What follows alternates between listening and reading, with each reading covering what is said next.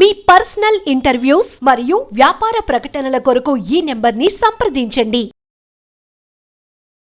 Hi hello నమస్తే, నేను మీ కట్టా కార్తీక్. పుష్ప సినిమాలో ఎన్ని ట్విస్టులు ఉన్నాయో అల్లు అర్జున్ అరెస్టులో అన్ని ట్విస్టులు కనపడుతూ ఉన్నాయి. ఇప్పుడు అల్లు అర్జున్ అరెస్ట్ మీద అనేక మంది స్పందిస్తున్నారు. సినిమా సెలబ్రిటీలు, పొలిటికల్ లీడర్లు, ఈ పార్టీ ఆ పార్టీ అని తేడా లేకుండా అందరూ స్పందిస్తూ ఉన్నారు.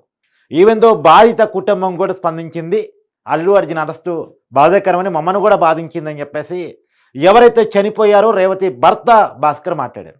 సరే, ఇదంతా ఒక్కసారి పక్కన పెట్టేస్తే అల్లు అర్జున్ అరెస్టు జరిగింది నిన్ననే, రిలీజ్ అయింది నిన్ననే, అంటే బెయిల్ వచ్చింది నిన్ననే. ఇవాళ ఉదయం 6 గంటలకి చెంచల్గూడ జైలు నుంచి ఆయన బయటకు వచ్చారు. బెయిల్ వచ్చినప్పటికీ కూడా ఒక రాత్రి చెంచల్గూడ జైల్లోనే అల్లు అర్జున్ గడపాల్సి వచ్చింది. ఇప్పుడు నేను చెప్పదలుచుకున్న కీలకమైన విషయం ఏంటంటే, అల్లు అర్జున్కి బెయిల్ రావడానికి కారణం ఏంటి, అల్లు అర్జున్ బెయిల్ రావడానికి పడిన ఖర్చు ఎంత, ఖర్చు అనే పదాన్ని ఎందుకు వాడుతున్నానంటే, అల్లు అర్జున్ తరపున 2 న్యాయవాదులు ప్రముఖంగా పనిచేశారు. ఒకడు లక్ష్మారెడ్డి, 2 నిరంజన్ రెడ్డి. ఈ నిరంజన్ రెడ్డి గురించి కీలకంగా మాట్లాడుకోవాలి. ఆయన జగన్ తరపు వైసీపీ అధినేత, మాజీ ముఖ్యమంత్రి, జగన్ తరపు రాయరు. జగన్ లీగల్ వ్యవహారాలు మొత్తం ఆయన చూస్తూ ఉంటారు. ఇది కాకుండానే ఆయన సినిమా ప్రొడ్యూసరు, అనేక సినిమాలకి నిర్మాతగా కూడా ఆయన ఉన్నారు. ఇవన్నీ పక్కన పెట్టేస్తే ఆయన ప్రముఖ అడ్వకేట్. అయితే ఆయన చిన్న చిన్న కేసులు వాదించరు. మీ కేసో నా కేసో మనం పోయి అపాయింట్మెంట్ తీసుకోవడానికి కూడా అవకాశం ఉండదు, మనకు దొరకరు. ఆయన కేవలం కొన్ని ప్రముఖమైనటువంటి కేసులు మాత్రమే వాదిస్తారు. ఆయన గంటకి ₹1 కోటి తీసుకుంటారు అనేది బయట నడుస్తున్న ప్రచారం. అంటే గంటకి 1 కోటి తీసుకుంటారా, ఒక రోజుకి 1 కోటి తీసుకుంటారా అన్నది కూడా పక్కన పెట్టేద్దాం. కానీ నిన్న చాలా టైం కేటాయించారు అల్లు అర్జున్ కోసం. హైకోర్టులో అల్లు అర్జున్కి బెయిల్ రావడంలో ఆయన చాలా కీలక పాత్ర. చాలా కీలకమైనటువంటి విషయాలను ఆయన తీసుకొచ్చి చూపించారు. ఒకటి షారూఖ్ ఖాన్ కేసు చూపించారు, 2 అరుణ్ గోస్వామికి సంబంధించిన కేసు చూపించారు. మహారాష్ట్రలో జరిగినటువంటి అరుణ్ గోస్వామి కేసులో ఉన్న తీర్పుని ఆయన చెప్పారు. ప్రత్యేకించి సుప్రీంకోర్టు తీర్పు షారూఖ్ ఖాన్ విషయంలో ఏం జరిగిందో కూడా మీకు చెప్పే ప్రయత్నం చేస్తాను. ఒక సినిమా ఫంక్షన్లో షారూఖ్ ఖాన్ స్టేజ్ మీద నుంచి ఆయన గిఫ్ట్లు అభిమానులకి ఇస్తే, ఆ గిఫ్ట్లు అందుకోవడం కోసం అభిమానులు ఎగసి పడితే, అప్పుడు అభిమానుల మధ్య తొక్కిసలాట జరిగితే ఆ తొక్కిసలాటలో చనిపోయారు.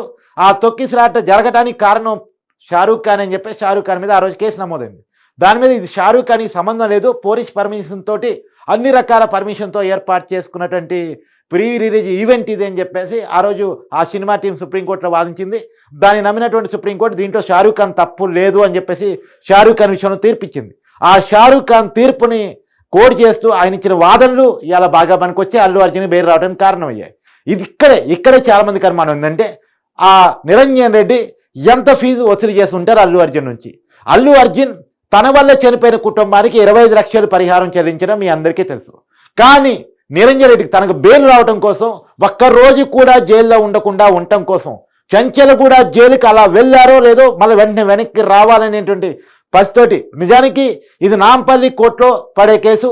నాంపల్లి కోర్టులో ఆల్రెడీ 14 రోజులు రిమాండ్ విధించారు. ఇవాళ శనివారం కోర్టుకి సెలవు, రేపు ఆదివారం కోర్టుకి సెలవు. మళ్ళీ బెయిల్ నిజానికి నా హైకోర్టులో అప్లై చేసుకోవాలంటే మండే కానీ అప్లై చేసుకోవాలి. కానీ అప్పటికప్పుడు హౌస్ మోషన్ పెట్టారు. హౌస్ మోషన్ని కోర్టు తీసుకుంది. ఆ కోర్టులో వాదనలు జరిగాయి. వాదనలో నిరంజన్ రెడ్డి వాదనని జడ్జి గారు నమ్మి అల్లు అర్జున్కి మధ్యంతర బెయిల్ ఇచ్చారు, లిమిటెడ్ పీరియడ్ బెయిల్ ఇచ్చారు.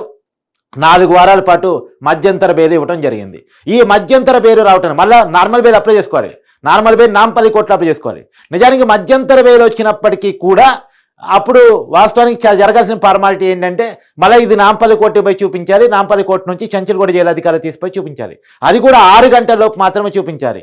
6 గంటలలోపు మాత్రమే చూపించాలి అంటే అది సాధ్యమయ్యే పని కాదు. మళ్ళీ సెకండ్ సాటర్డే, రేపు సండే, మళ్ళీ మండే రోజు ఈ బెయిల్ ఉత్తర్వులు చెంచల్గూడ అధికారులకు అందిస్తే మండే రోజు అల్లు అర్జున్ రిలీజ్ అయ్యే అవకాశం ఉంటుంది. అంటే 48 గంటల పాటు అల్లు అర్జున్ జైల్లోనే ఉండాల్సిన పరిస్థితి ఏర్పడుతుంది. అప్పుడు జడ్జిని నిరంజన్ రెడ్డి కోరారు, ఇది మళ్ళీ ఎక్కువ కాలం 2 రోజుల పాటు అల్లు అర్జున్ జైల్లో ఉండాల్సి వస్తుంది కాబట్టి మీ డిస్క్రిప్షన్ పవర్ వాడి ఖచ్చితంగా చెంచల్గూడ జైలు అధికారిని ఆదేశించాలని చెప్పడం.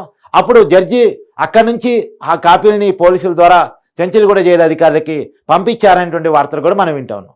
ఏది ఏమైనా ఇక్కడ నిరంజన్ రెడ్డి అనే వ్యక్తి చాలా కీలకంగా వ్యవహరించాడు. అల్లు అర్జున్ వెంటనే రిలీజ్ కావటంలో, నిజానికి ఇంకా అది ఆన్లైన్లో పేపర్లు సబ్మిట్ చేస్తూ దాన్ని తీసుకోకుండా ఫిజికల్గా కావాలని చెంచల్గూడ జైలు ఆఫీసర్ కోరటం ఫలితంగా ఈ నైట్ అయినా అల్లు అర్జున్ జైల్లో ఉన్నాడు. కానీ నిజానికి నిన్న రాత్రిపూటే అల్లు అర్జున్ బయటకు రావాల్సి ఉండే, జైలు పేపర్స్ కొద్దిగా ముందు ఉండే.